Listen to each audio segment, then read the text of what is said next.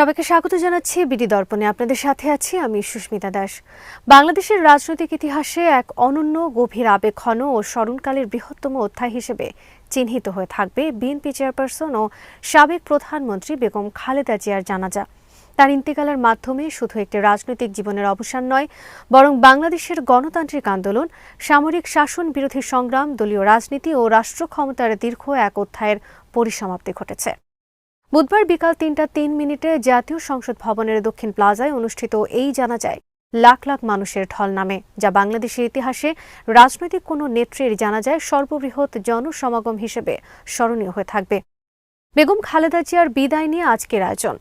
মানিক মে Avenue সংসদ ভবনের চারপাশ, আশেপাশের কয়েক কিলোমিটার এলাকা সকাল থেকেই কানায় কানায় পূর্ণ হয়ে ওঠে। তিল ধারণের জায়গা ছিল না। কেউ এসেছেন দলের নেতাকর্মী হিসেবে, কেউ এসেছেন সমর্থক হিসেবে, আবার অনেকেই এসেছেন কেবল একজন রাষ্ট্রনায়ককে শেষ বিদায় জানাতে। এই বিশাল জনসমুদ্র প্রমাণ করে খালেদা জিয়া শুধু একটি রাজনৈতিক দলের নেত্রী ছিলেন না, তিনি ছিলেন বাংলাদেশের রাজনীতির এক শক্তিশালী প্রতীক। জানাজায় উপস্থিত ছিলেন প্রধান উপদেষ্টা ডক্টর মোহাম্মদ ইউনূস, উপদেষ্টা পরিষদের সদস্যরা, সেনাবাহিনী, নৌবাহিনী ও বিমান বাহিনীর প্রধান, বিএনপি মহাসচিব মির্জা ফখরুল ইসলাম আলমগীর সহ দলের স্থায়ী কমিটি ও কেন্দ্রীয় নেতারা, বিভিন্ন রাজনৈতিক দলের শীর্ষ নেতৃবৃন্দ এবং বিদেশি কূটনীতিকরা। জানাজা পড়ান জাতীয় মসজিদ বায়তুল মোকাররমের খতিব মুফতি আব্দুল মালেক। এর আগে লাল সবুজ পতাকায় মোড়ানো ফ্রেজার ভ্যানে করে দুপুর ২টা ২৫ মিনিটে খালেদা জিয়ার মরদেহ জানাজা স্থলে আনা হয়। প্রধান উপদেষ্টা ডক্টর মোহাম্মদ ইউনূস দুপুর ২টা ৫ মিনিটে জানাজা স্থলে পৌঁছান।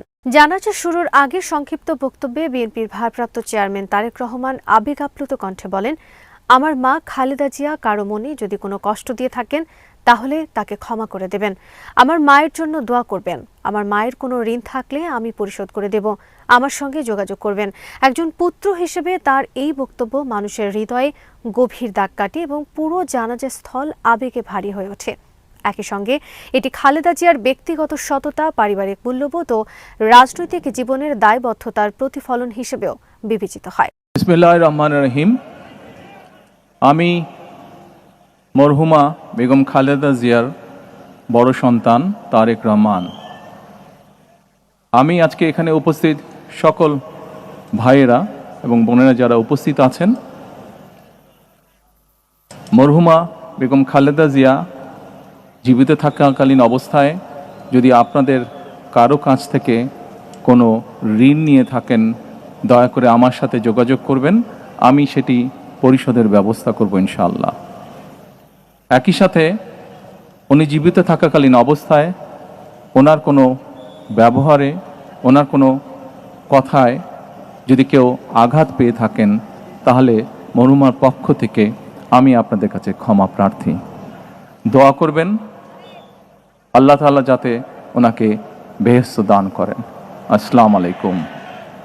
জানাজার আগে বিএনপির স্থায়ী কমিটির সদস্য নজরুল ইসলাম খান খালেদা জিয়ার জীবন ও কর্ম নিয়ে বক্তব্য দেন। তিনি বলেন, খালেদা জিয়া বলতেন, বিদেশে আমাদের বন্ধু আছে, কোনো প্রভু নেই। এই উক্তির মধ্য দিয়ে খালেদা জিয়ার পররাষ্ট্রনীতির সার্বভৌমত্ব রক্ষার দর্শন ও আপোষহীন রাজনৈতিক অবস্থানের প্রকাশ ঘটে। নজরুল ইসলাম খান তার বক্তব্যে খালেদা জিয়ার জন্ম, পারিবারিক পটভূমি, শহীদ রাষ্ট্রপতি জিয়াউর রহমানের সঙ্গে বিবাহ বন্ধনে আবদ্ধ হওয়া, একজন গৃহবধূ থেকে রাজনীতির শীর্ষে উঠে আসা এবং দেশের গণতন্ত্র রক্ষায় তার ভূমিকার বিস্তারিত বিবরণ তুলে ধরেন। তিনি বলেন, খালেদা জিয়ার নেতৃত্বে বাংলাদেশ উন্নয়ন ও সমৃদ্ধির পথে এগিয়ে গিয়ে বিশ্বে ইমার্জিং টাইগার হিসেবে পরিচিতি পেয়েছিল। এই বক্তব্য শুধু স্মৃতিচারণা নয়, বরং তার রাজনৈতিক দর্শন ও রাষ্ট্রনায়ক হিসেবে অবদানের মূল্যায়নও ছিল। খালেদা জিয়ার মৃত্যুতে আন্তর্জাতিক অঙ্গনেও গভীর শোকের ছায়া নেমে আসে। প্রতিবেশী রাষ্ট্র ভারত গভীর শ্রদ্ধা জানিয়ে শোক বার্তা পাঠায়। বুধবার দুপুরে ভারতের পররাষ্ট্রমন্ত্রী ডক্টর এস জয়শঙ্কর জাতীয় সংসদ ভবনে এসে বিএনপির ভারপ্রাপ্ত চেয়ারম্যান তারেক রহমানের হাতে সেই শোক বার্তা হস্তান্তর করেন।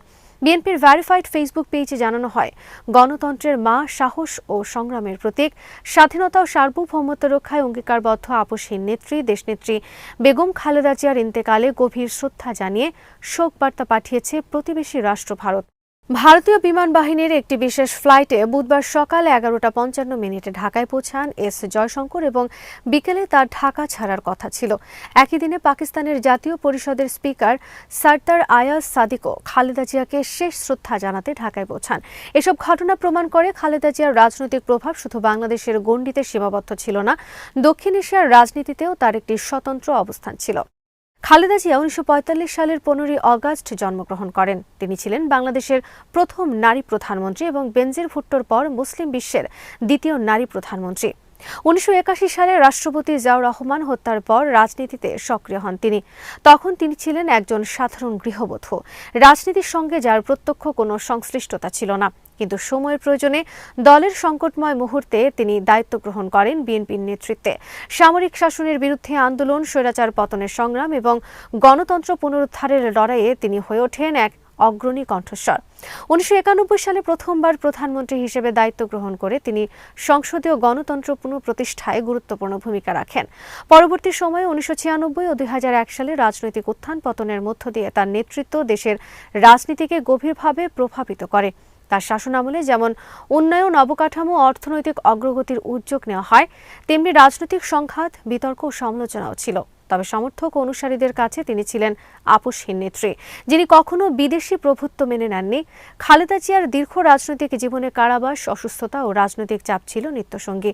শেষ জীবনে তিনি দীর্ঘদিন গুরুতর অসুস্থ অবস্থায় রাজধানীর এভার কেয়ার হাসপাতালে চিকিৎসাধীন ছিলেন। গত 23 নভেম্বর থেকে তার শারীরিক অবস্থা জটিল হয়ে ওঠে এবং তিনি সংকটময় সময় পার করছিলেন।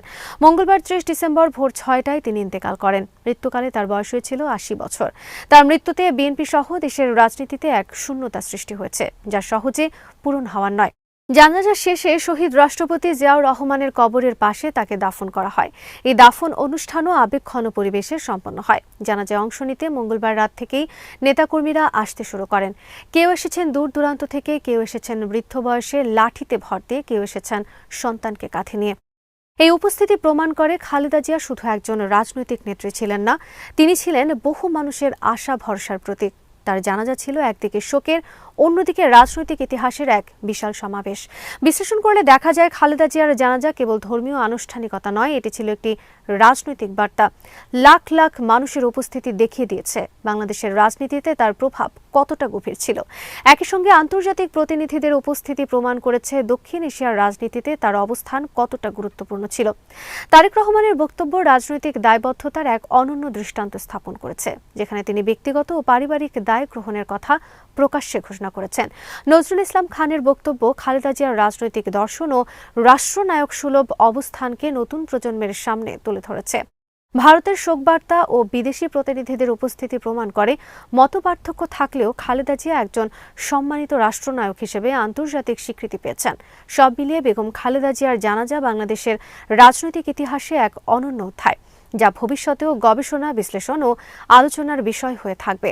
তার জীবন ছিল সংগ্রামের, তার রাজনীতি ছিল আপোষহীনতার, আর তার শেষ বিদায় ছিল ইতিহাসের অন্যতম বৃহৎ জনসমাবেশে রূপ নেওয়া এক আবেগঘন মুহূর্ত, যা বাংলাদেশের রাজনৈতিক স্মৃতিতে চিরদিন অম্লান হয়ে থাকবে।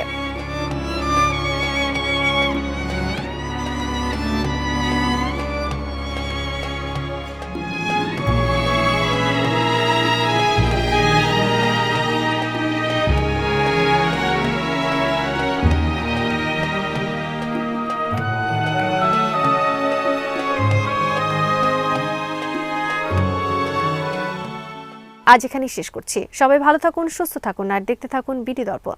চ্যানেলটি ভালো লাগলে সাবস্ক্রাইব করুন, সংযুক্ত থাকুন আমাদের ফেসবুক পেজে।